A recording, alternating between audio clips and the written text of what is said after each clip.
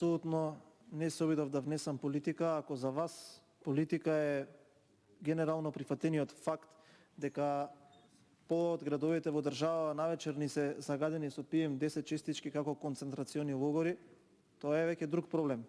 Дозволете само неколку линкови. Вака вика: вечерва Скопје потона во смок и магла, мерки против загадувањето има во Тетово, Куманово и Кавадарци. Потоа има заради алармантното загадување на воздухот во Тетово, Куманово и Кавадарци стапуваат во сила посебните мерки. Стапуваат во сила мерките аерозагадување, Скопје се гуши во отровна магла. Тука ја не гледам политика. Баш поради тоа што ни дава можност деловникот, ние се обидуваме преку единствениот инструмент кој што ни е вака меѓу другите и демократски даден на располагање да реагираме. Никој вас не има забрането, учествувате во дебатата, ако нешто ви се допаѓа, ајде да го пренамениме, да го прифатиме или да го преработиме. Тоа е суштината, не е тука никаква политика.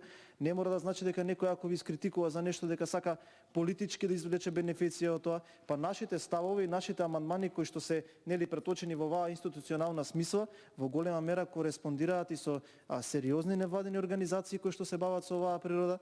Тогаш исто е како и нив да им кажете дека политизираат. Не мора некој кој што ќе каже мислење спротивно на вашето дека политизира.